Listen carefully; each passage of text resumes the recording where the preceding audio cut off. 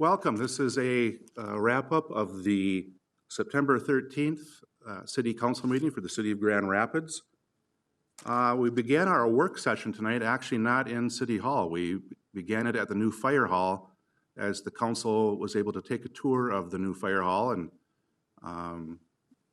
it's not totally done, but pretty much done. I know other groups of Chamber of Commerce has had tours.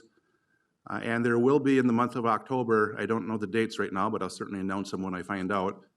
There will be an opportunity for the public to tour the building during National Fire Week.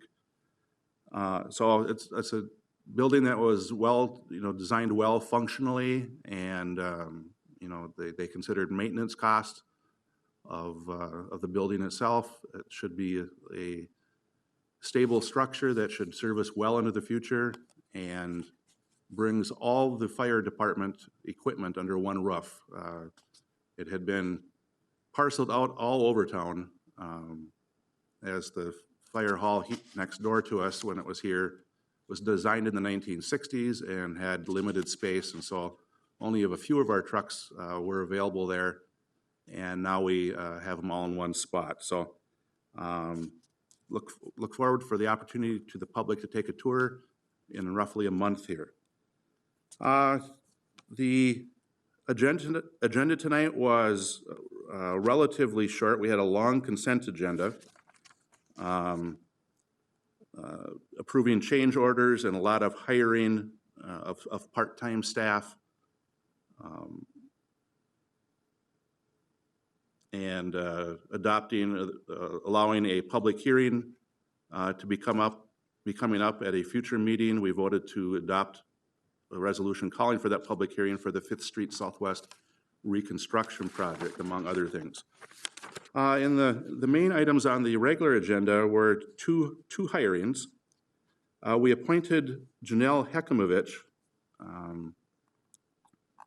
to the position of police officer. Janelle has been an employee within the department for a number of years and has gone back to school to get her degree, and we had a opening.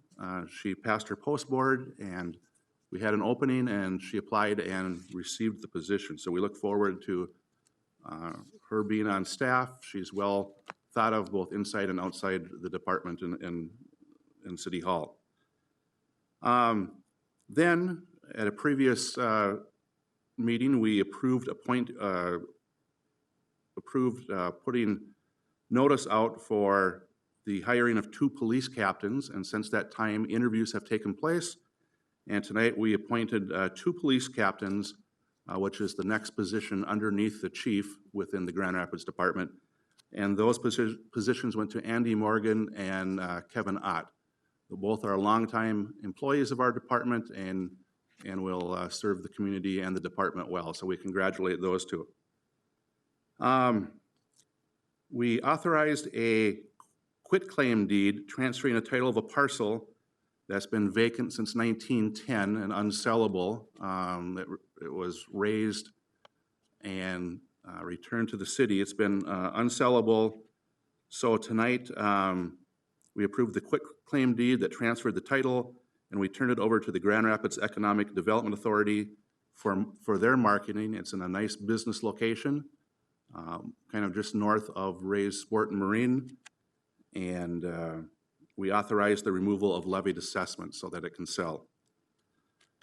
Then we had a public hearing considering adopting a number of changes within our ordinances and land development regulations. They were a combination of things that we look at every year or two just to see if anything needs to be tweaked.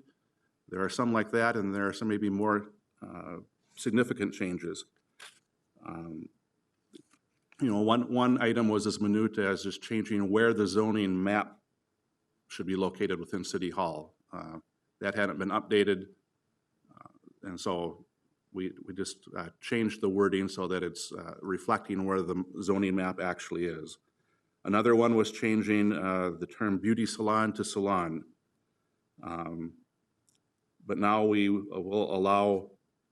voted to allow salons and barbershops in retail areas, general business, central business district, business parks, where before it was regulated to kind of a catch-all category, so we made that more specific. And then with additional restrictions, we are allowing them in R3 and R4 zones. So for example, Manor House and Majestic Pines, and they've been operating for years, but we made sure that the new wording allowed for that and as we move forward. Maybe the more significant things are as part of the multiple things that we approved under that ordinance is parking lot designs. We are now requiring, we're grandfathering current places in, but for future commercial developments will now have to have more feet from the from a corner on the road to enter their parking lot. So not picking on any particular business, I'll just give an example people can relate to. McDonald's, as you turn off Highway 169, I can't remember the amount of feet that you turn and then all of a sudden you're turning into their parking lot. They'll be grandfathered in, so no problem with them, but in the future we'll have buildings required a little more distance from the turn before you enter their parking lot. There was also kind of an update on the use of car wash, how many stacking spaces are required before people, so people aren't blocking the street. Current, if you have a single building, it's 3 stacking spaces. Those that have are an accessory building to another site, for example, the Holiday Car Wash, require 4. The proposal was to, and what we voted was to require 6 stacking spaces in the future. We looked at best practice around the state. It ranged from 4 to 30. Most were in the 4 to 10 range. So we are going to require 6 from here on out.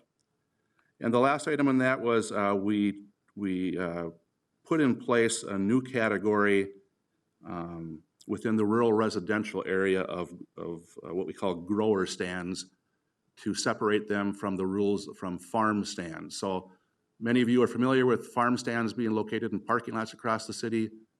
For example, Clayton's in the Glens Army Navy parking lot. This doesn't affect them. This affects places in rural residential area, and there's probably more examples, but I'll just use the example of Brindlewood Farm. This would allow them, and they've been allowing it under a different part of the ordinance, but this allows for a separate category so that they can have a stand on their property to sell their goods. There are restrictions on the size for parking, the amount of non-site items that are for sale, so they can't just open up a general store along with their items, adequate parking on site, and the size of the signs. But we now have a category for that rather than trying to fit it in under something else. So with that, that was the recap of the regular meeting, and we meet again. We have a work session next week, both for the budget for next year and plans for the Forest Lake school site that has been transferred or will be transferred to the city. So we will be discussing that, but we will meet again in 2 weeks on Monday, September 27th. I hope everybody has had a nice start to the fall and enjoys the warm weather, as much warm weather as we can before we can't. So with that, thank you.